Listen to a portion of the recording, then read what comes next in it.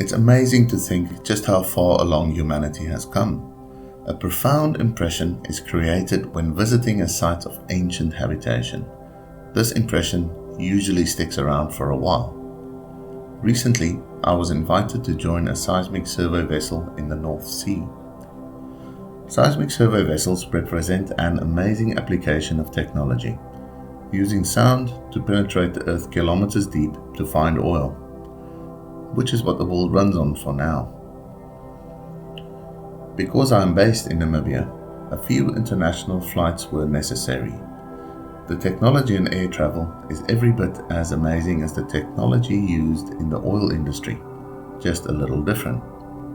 What you should know is that there is a worldwide pandemic on at the moment that has killed 4.5 million people so far.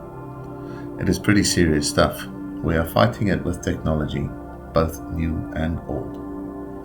Very old and effective technology in fighting communicable diseases is quarantine. To ensure that only healthy people go to the vessel, a period of quarantine is necessary. This meant 10 days of chilling in a hotel as close to the vessel as is practical. For us, the hotel picked was the Sandberg Hotel in the southern part of the Shetlands. Sunshine and exercise keeps up the morale while in isolation, and we were allowed to explore the really beautiful surroundings of Sandberg. The hotel we were staying in looks a bit like the castles in fairy tales, with beautiful spires and green grounds around. Right next to the hotel are some very interesting ruins. The kind folks at the hotel allowed me to explore this site even though it was closed due to the pandemic. The old house of Sandberg used to be a farmhouse, abandoned in the late 17th century. It stands out quite a bit and can be seen from far away. In fact, it was this farmhouse that drew me to this site.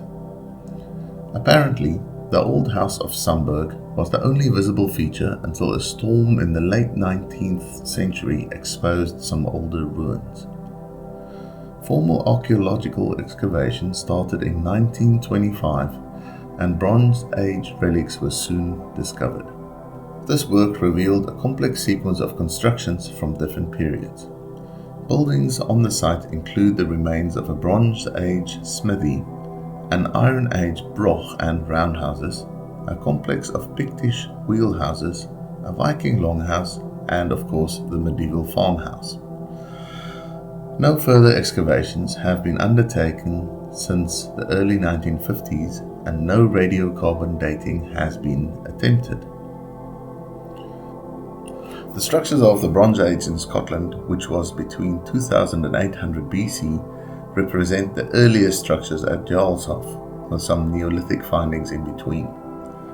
The Bronze Age structures are overlain with a layer of sterile sand, indicating a break in occupation of this area. From about 200 BC, Iron Age settlers inhabited this area and built houses typical of their era.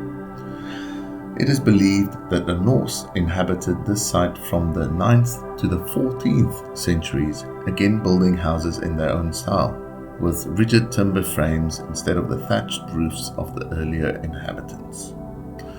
Walking in between the excavated ruins really tickled my imagination, and for a minute I could imagine what it would feel like to be a Viking and live in these stone buildings. Of course, the Mind Your Head sign cracked the illusion, and I was brought back to the here and now in a weird juxtaposition between the old and new. At least the surroundings are nice, and I enjoyed my walks on the beaches.